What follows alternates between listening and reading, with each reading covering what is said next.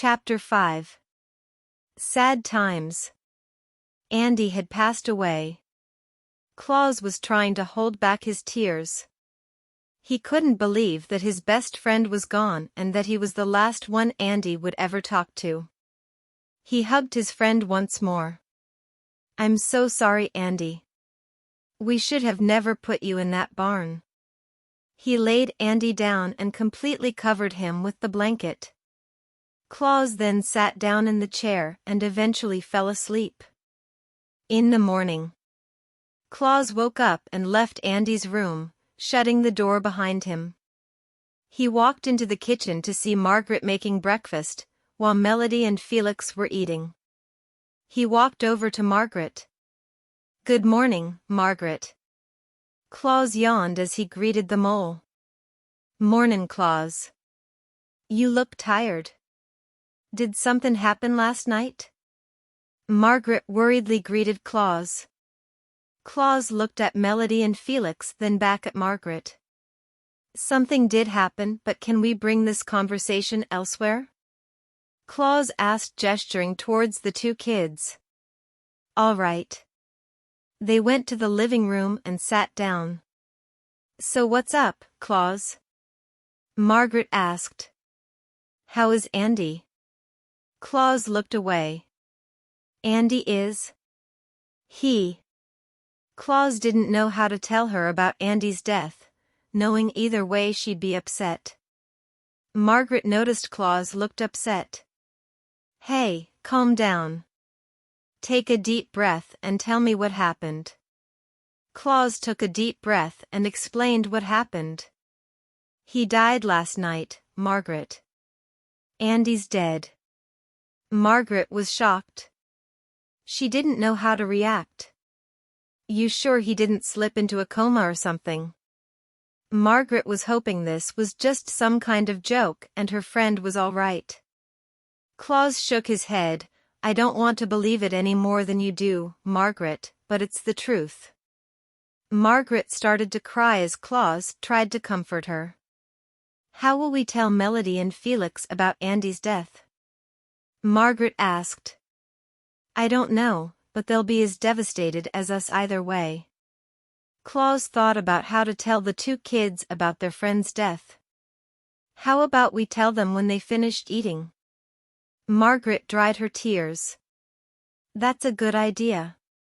The two waited for Melody and Felix to finish eating. When they were done, Margaret called them into the living room. "You need something, Margaret?" Melody chimed. "Are you guys all right? You look like you were crying." Felix asked. "We need to tell you two something," Claus stated, grabbing the two children's attention. "What is it?" Melody asked. "Something happened to Andy last night." Margaret started. "What happened to him?" Felix asked, wondering what happened.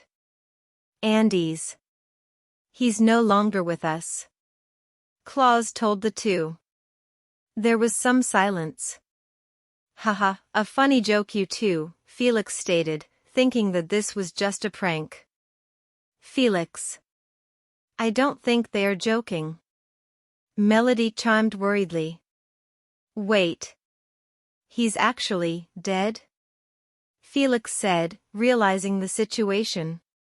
"Yes, Felix. He died late last night," Claus informed him. Felix started to cry and panic. He thought it was his fault that his friend is dead. After all, it was his idea to put Andy in the barn.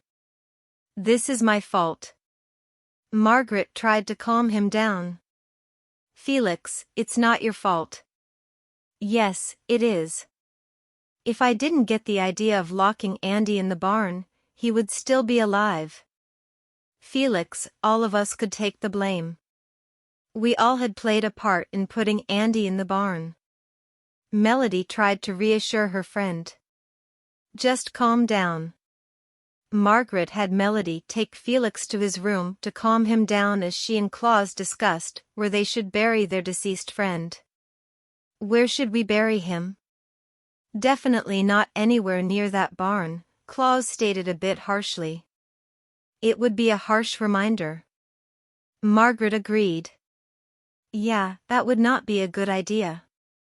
They thought for a bit until Margaret said something. How about the tree? Claus was confused. The tree? The one that we found him near when he was younger? Oh, that one. Is it still standing after all this time? Yes, he always took care of it, and it was quite important to him too. Then that would be a good place since it was important to him. Claus decided. As Margaret left to dig a spot near the tree, Claus went to go get Andy. He opened the door to the kids' room. He couldn't help but cry a little as he walked over to his deceased best friend. Claus moved the blanket covering his friend and picked him up, making sure to grab his friend's doll. Come on, bud. It's time for you to rest. Claus said with tears streaming gently down his face as he looks at his friend. Andy looked at peace as if he welcomed death with open arms. Claus carried Andy out of his room and to the spot that would be his final resting place. Margaret helped Claus set Andy down gently into his grave and carefully filled in the rest of the grave with dirt. Claus carved Andy 2 to 16 on the tree. Margaret was curious, why did you put 2 to 16 on there? Me and you have first met Andy when he was 2 when you first found him near this very tree. He was 16. Claus explained. Oh. Claus placed Andy's doll on his grave, propped up against the tree, while Margaret picked a few flowers to lay on the grave as well. There was a long moment of silence.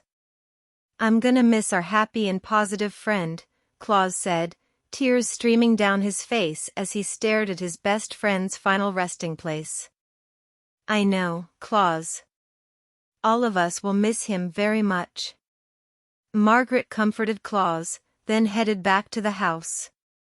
Claus eventually followed. As Claus headed to his room, he stopped at Andy's bedroom door. He had never seen it so empty before. It was normally bright and had a positive feeling radiating from it, but now it's gone, like Andy. Claus looked away from the room, shut and locked the door to it, and headed to his room. As he laid on his bed, staring blankly at the ceiling while lost in thought, he heard something. Claus. Claus sat up to see Melody standing at his door. Yes, Melody. Melody had ran over and gave Claus a hug. It reminded him of all the times Andy gave him a hug to cheer him up, even the last time. You seemed sad, so I thought a hug would cheer you up. Andy once told me a hug would cheer you up. Claus hugged the young moon back. Thank you, Melody. I guess I needed that, but things will be different without him. It really will.